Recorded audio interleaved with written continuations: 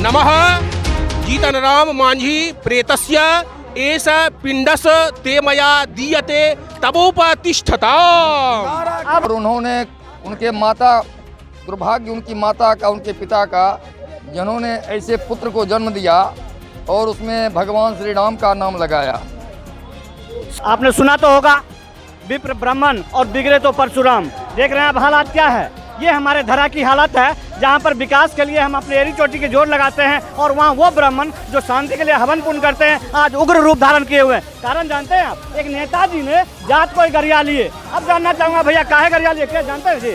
एक नेताजी जाते गरिया लिए, बोले ब्राह्मण है ये नहीं है, ऐसा है क्या? जी कौन है? जीतनराम मांझी है, मुख्यमंत्री भी थे, पूर्व मुख्यमंत्री था। तो क्या कर रहे हैं आप लोग? और हम उनका पुतला दहन करने के लिए आए हैं, कारण कि उन्होंने ब्राह्मण समाज को अपमानित किया है, गाली दिया है। ब्राह्मण समाज जो आप वर्ण कहते हैं उसमें से 4 प्रमुख वर्ण ब्राह्मण, और उसको अपमानित कर दिए हैं। क्या अपमानित कर दिए हो?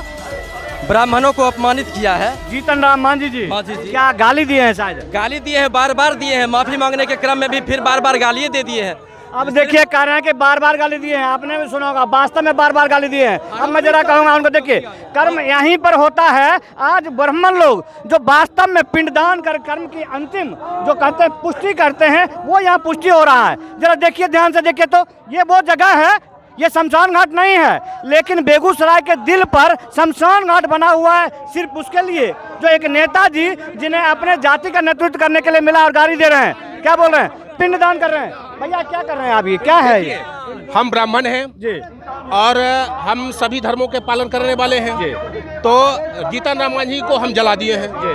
अब उसकी सदगति के लिए हम लोग पिंडदान कर देते हैं। जिससे जीते जी आप श्राद्ध कर रहे हैं किसी का? नहीं, जीत जी भी श्राद्ध होता है, लेकिन हमारे लिए वो हम मर चुके हैं। उनकी वाणी मर गई, हमारे लिए वो मर गए हैं। इसलिए हम सनातन धर्मी हैं और हम उनका पिंडदान अभी करेंगे, जिससे उनको पुनः फिर कुत्ते में। आप विश्व शांति की बात करते हैं, वेद पुराण की बात करते हैं, तो आप उनके मति पर विक्षिप्त मति कर छोड़ नहीं सकते क्या? वही उनका विक्षिप्त मति जो हो गया है, तो हमारे राजा मर गए, अब उनके निमित्त हम पिंडदान कर रहे हैं कि उनको गति मिल जाए, स्वान योनि में उनका जन्म हो जाए। यही हमारी कामना है। हम सभी बेगूसराय जिला का ये जगह आप जो देख रहे हैं, कैंटीन चौक, जहां पर आज उन ब्राह्मणों को आप ढूंढते होंगे, पूजा के लिए ब्राह्मण नहीं मिलते होंगे क्योंकि अपने वेद पुराण में लगे हुए हैं। आज उनको एकत्रित होकर के इतना आक्रोश। जी जी सुनाइए, क्या मंत्र है आप? नमः जीतनराम मांझी प्रेतस्य एष पिंडस ते मया दीयते तबोपतिष्ठता। अब बड़ा असमंजस वाला सवाल उठ गया। मैं पंडित जी महाराज से जानना चाहूंगा कि जो भगवान को नहीं मान रहे उनको आप प्रेत कैसे बनाइएगा?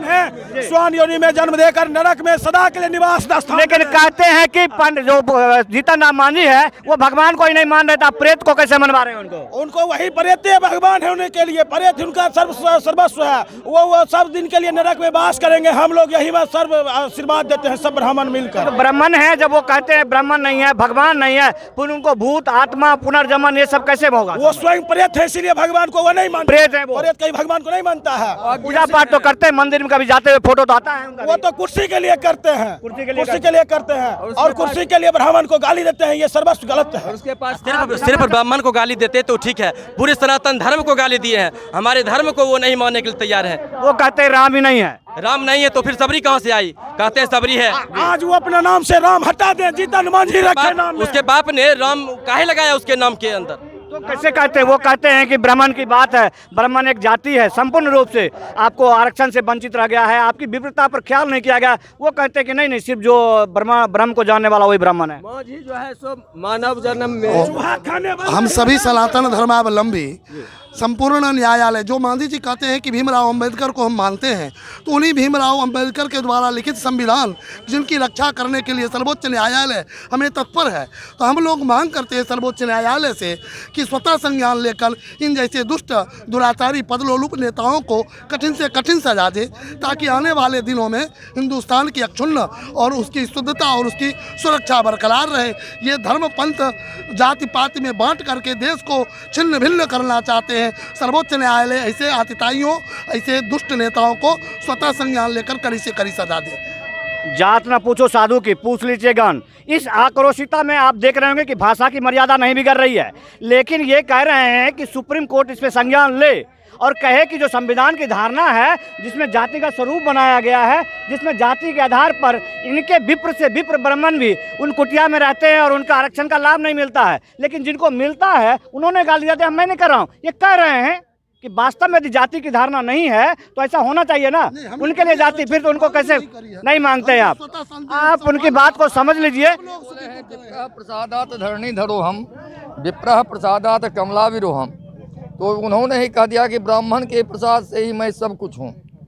शास्त्र है, विधि है, विधान है, भगवान हैं। यदि भगवान के बात पर आप चल रहे हैं तो ये कह नहीं सकते कि हैं कि नहीं है। के बीच में राम का नाम लिखा हुआ है और उन्होंने उनके माता, दुर्भाग्य उनकी माता का, उनके पिता का, जिन्होंने ऐसे पुत्र को जन्म दिया और उसमें भगवान श्री राम का नाम लगाया।